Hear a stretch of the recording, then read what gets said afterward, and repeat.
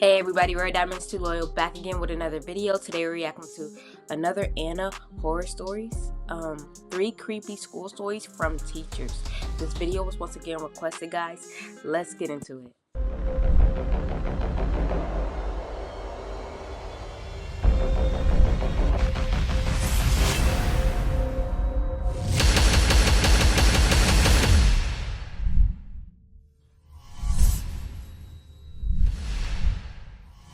Back when I used to teach kindergarten, I had one of the scariest experiences of my life. I worked in a small town at an old school that had been around for over 100 years. It was the same school I had gone to when I was in elementary school, just as my parents had before me. The school hadn't been updated much throughout the years, and some may find it to be on the creepy side. But personally, I loved the classic, timeless feel the building had. One afternoon, I led my class outside for recess. The time passed quickly, and before long, I blew my whistle to signal that it was time for everyone to line up and go back inside. After getting back inside the classroom, I got my students set up with the craft they were about to be doing that day. While passing out supplies, I noticed that one of my students, Lily, was crying. Lily was one of the best behaved students in my class. She was always kind and got along with everyone, never causing me any problems. I bent down to her level and quietly asked her what was wrong. Wiping away tears, she told me that a little girl named Emma had bullied her on the playground. She said the girl had pulled her hair and thrown rocks at her. I was confused. We had no one named Emma in our class, and First of all, I gotta say I hate when kids that young want to bully people because, I mean, like they could be ruthless, throwing rocks. Like, what if the rock, fractured a brain muscle or something? Like that's not cool, especially if it's like big rocks. I ain't thinking about the little pebble rocks, but kids be so harsh and they don't think about their actions. there were no other classes out on the playground that day. I thought perhaps that Lily had the name wrong of one of the other students and asked her to point out Emma, but she only shook her head and told me the girl wasn't in our class. I asked some other kindergarten teachers if they had any students named Emma, but no one did. It was a real mystery. So Things took a turn for the worse the next day at recess. I watched attentively, keeping careful track of Lily. She was having fun playing with her friends. That was until she went down the tube slide. While she was still inside the slide, I heard a blood-curdling scream, and I raced to her to see what would happen. When Lily emerged from the slide, my heart dropped. On her arm was a bloody bite mark that she told me Emma gave her. I picked up Lily and ran inside, asking another teacher to watch over my other students. I took her to the nurse and then walked straight into the principal's office, where I was in. Bro, what if she's seeing like a dead child that used to go to that school like decades ago, and like nobody else could see this child, only her? Informed of the situation. When I told the principal the name of the girl Lily said was hurting her, I could see something in his expression shift. He informed me that many years ago there had been a student named Emma that went to the school. She was tragically killed by another student who pushed her from the top tower on the playground. What? The tower had since been removed, but now the slide stood in its place. Curiously enough, the little girl that had pushed her was named Lily. We ended up having a priest come and bless not only the playground, but the whole school. I've never experienced anything else weird after that, but thinking of this story still sends a chill down my spine. So that's why she's messing with this girl named Lily, because the girl that killed her was named Lily. All these years later. During my first year of teaching, my husband and I only had one car that we had to share between us. My husband would drop me off at school on his way to the office, and then he would pick me up when he got off work. The school day ended at 3:15, but he didn't get off work until 5 p.m., so I would hang out in my classroom for at least a couple of hours until he could get me. One day, my husband texted to tell me there was an unexpected client at work and his boss was making him stay late.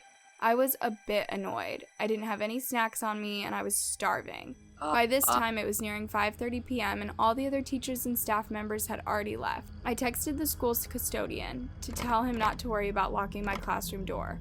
I would be sure to do it before I left. By the time 7 p.m. rolled around and the custodian had left and I was the only person left in the building, my stomach was grumbling, so I fished some loose change out of my purse and headed down the hall to get something from the vending machines. The building was dark, except for the safety lights, which were left on all night long. I was standing facing the vending machine when I heard a noise a short distance behind me. It sounded like something dropping to the floor.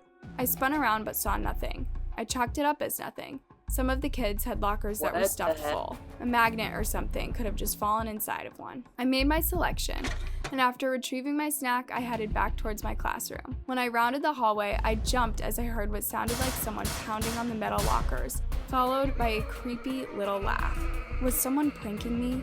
It seemed cruel and unprofessional to prank the newest teacher. But how could there be anyone else in the building if the doors were locked? Right. My anxiety growing, I full-on sprinted back to my classroom and shut the door behind me, my fingers shaking as I tried to work the lock. I grabbed my phone and texted my husband to tell him that someone was messing with me and to ask how long he'd be. When I set my phone back down, I was alarmed to hear more banging at the door, followed by terrifying laughter. At this point, I was sure I was in danger, so I called 911. Police were there within minutes, and they did a whole search of the building, only to find no one.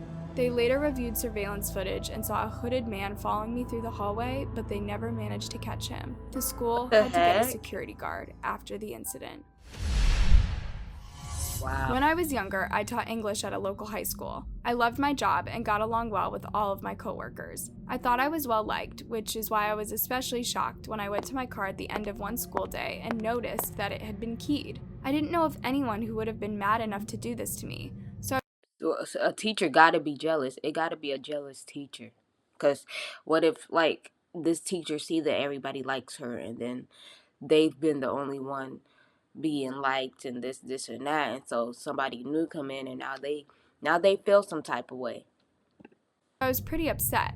I convinced myself that whoever had done it might have thought my car belonged to somebody else. I tried to forget about it and didn't even report the incident. But sadly, the digs kept coming. I opened my school mailbox one day and noticed a plain, unlabeled bag. I took it back to my classroom and cut it open with a pair of scissors. To my horror, hundreds of tiny spiders began crawling out.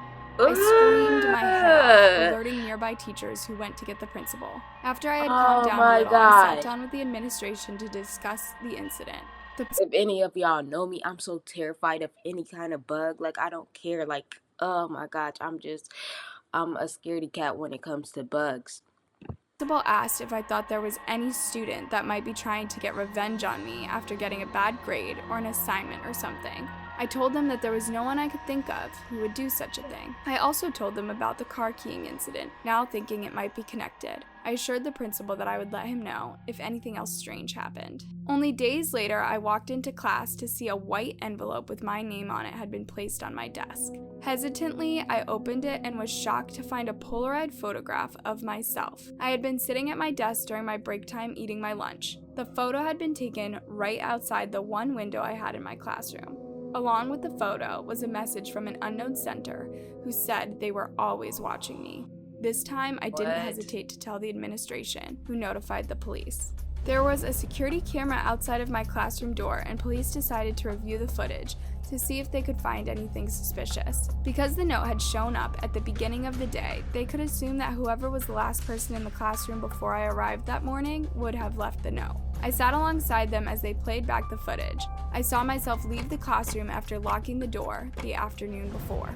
Some time passed, and then I saw a man in a button-down shirt and slacks approach the classroom door. He looked around suspiciously before using a key to enter my classroom. He left nearly a minute later before hastily walking away. I squinted at the figure to get a better Well, is that another teacher, or, who is that? look and gasped out loud. The man was the school's Algebra 1 teacher. He had asked me out months ago, but I declined because I was seeing someone else. I couldn't believe he would go to such lengths to get revenge. The police confronted him, and he admitted to it almost right away. He was promptly fired from his job, and I was... How you gonna be mad because she's taken? Like, dude, like, come on now. Granted a restraining order against him. Luckily, I've never seen him again since. What would you have done if you had opened that envelope full of spiders? Leave a comment and don't forget to like and subscribe. Until next time, sleep tight. Dude, first off, I'd freak out so bad it'd take me a while to kill him because I'll be scared as heck, But thank you guys for watching. Stay tuned. I'll be back with more videos, and I'm out.